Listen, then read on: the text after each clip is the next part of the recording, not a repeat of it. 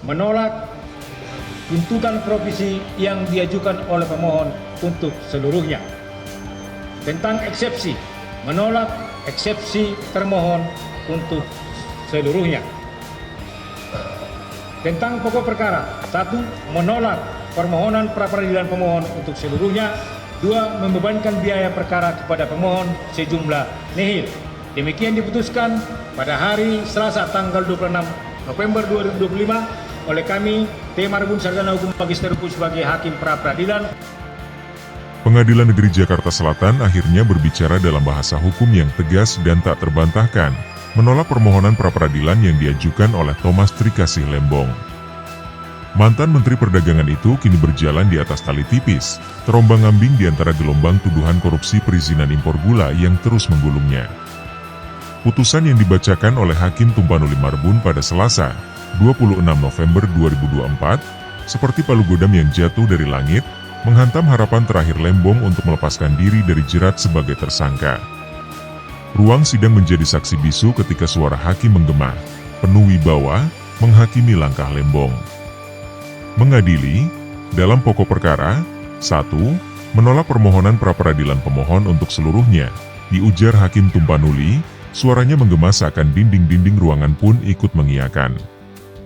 Dengan putusan ini, langkah Lembong terhenti, seperti jalan yang tertutup kabut tebal tanpa jalan keluar. Harapan Lembong tak hanya dihancurkan dalam pokok perkara, tetapi juga dalam permohonan provisi yang diajukan oleh tim pengacaranya. Permohonan itu, yang semula dirancang sebagai benteng pertahanan terakhir untuk menunda pelimpahan perkara ke Pengadilan Negeri Tindak Pidana Korupsi, Tipikor, juga runtuh tanpa ampun. Hakim dengan lantang menolak tuntutan provisi yang diajukan oleh pemohon untuk seluruhnya. Rasanya seperti menutup pintu terakhir di lorong gelap yang sudah lama tak memberi celah cahaya. Putusan ini menjadi pernyataan tegas bahwa status tersangka terhadap Tom Lembong adalah sah, bagai cap merah yang mencetak permanen sebuah pernyataan dosa. Dalih-dalih kuasa hukum, seperti angin lemah yang mencoba menggoyang tembok kokoh, hanya menjadi debu di hadapan ketegasan hukum. Bahwa alasan-alasan pemohon yang menyatakan penahanan tidak sah, tidak dapat diterima, diujar Hakim Tumpanuli, suaranya seperti guntur yang memecah harapan terakhir di langit kelabu. Kisah ini berakar pada masa lalu, pada tahun 2015 hingga 2016, ketika Lembong duduk di kursi empuk kekuasaan sebagai Menteri Perdagangan.